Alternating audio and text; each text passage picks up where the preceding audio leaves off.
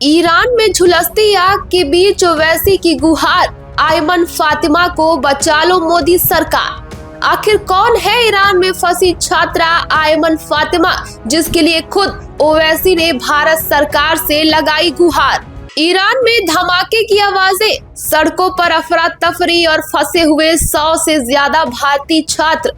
क्या मोदी सरकार बचा पाएगी इन मासूमों की जान? ईरान इस वक्त बारूद के ढेर पर बैठा है, सड़कों पर गुस्सा है, हिजाब के खिलाफ प्रदर्शन है और सरकार के खिलाफ लगातार नारेबाजी हो रही है। और अब हालात इतने बिगड़ चुके हैं कि कभी भी जंग भड़क सकती है।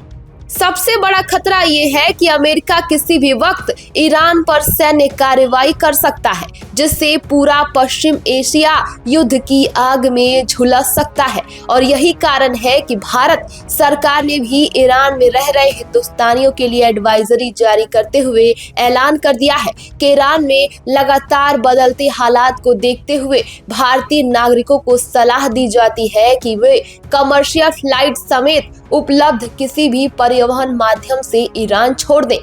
भारतीय विदेश मंत्रालय की इस अपील से समझ सकते हैं कि ईरान में हालात किस कदर बिगड़ चुके हैं। तेहरान में फंसी एक भारतीय छात्रा आयमन फातिमा, जो Shahid Beheshti university of medical sciences में पढ़ाई कर रही है, लेकिन हालात ऐसे बन गए हैं कि उसका पासपोर्ट यूनिवर्सिटी प्रशासन के पास जमा हो गया है। इंटरनेट बंद है, परिवार से संपर्क नहीं हो पा रहा है और देश छोड़ने का कोई रास्ता नजर नहीं आ रहा है। तो इसी बीच जो खबर सामने आ रही है, उसने हर किसी को, या फिर ये भी कह सकते हैं कि हर हिंदुस्तानी को झकझोर कर रख दिया है। आयमन फातिमा बेबस है और उनके पास वहां से निकलने का कोई चारा नजर नहीं आ रहा है। आयमन फातिमा के पिता ने सोशल मीडिया के जरिए विदेश मंत्री एस जयशंकर, विदेश सचिव और हैदराबाद सांसद असदुद्दीन ओवैसी से मदद की अपील भी की है। इसके बाद ओवैसी ने खुद इस मामले को उठाते हुए सरकार से तुरंत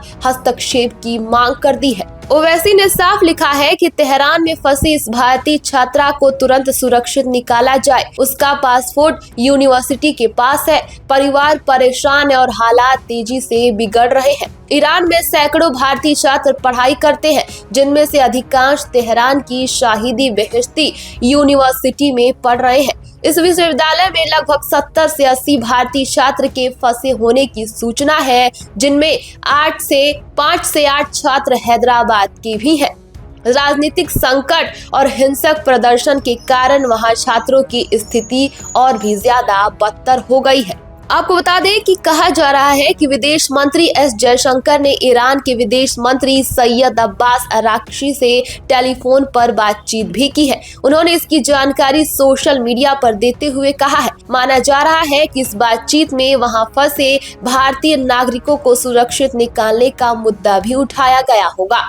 मोदी सरकार का ट्रैक रिकॉर्ड रहा है कि संकट के समय अपने नागरिकों को बचाने में कोई कसर नहीं छोड़ना है। इस मामले को लेकर लोगों का कहना है कि इससे पहले पूर्व विदेश मंत्री सुषमा स्वराज के कार्यकाल में एक ट्वीट वायरल हुआ था। किसी ने मजाक में लिखा था कि वो मंगल ग्रह पर फंस गया है और मंगलयान से भेजा गया खाना भी खत्म हो गया है।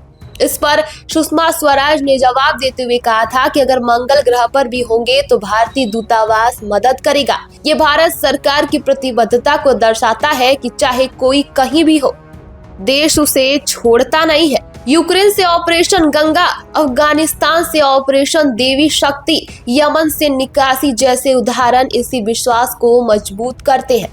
अब सवाल ये है कि क्या भारत समय रहते अपने बच्चों को बचा पाएगा? परिवार उम्मीद की डोर थामे बैठे हैं। हर गुजरता पल उनकी बेचैनी को बढ़ा रहा है। मोदी सरकार पर अब परीक्षा की घड़ी है, क्योंकि जब तक एक भी भारतीय वहां फंसा है, तब तक चैन की नींद नहीं सो सकते हैं। एक और अंतर्राष्ट्रीय राजनीति का शतरंज है, तो दूसरी ओर मासूम छात्रों की जिंदगी दांव पर लगी हुई है। सरकार ने आश्वासन दिया है, लेकिन धरातल पर कार्रवाई कब होगी, ये देखना अभी बाकी है। फिलहाल इस खबर पर आपकी क्या राय है, हमें कमेंट बॉक्स में जरूर बताएं और देश दुनिया की तमाम खबरों को देखने के लिए हमारे चैनल को सब्सक्राइब करें।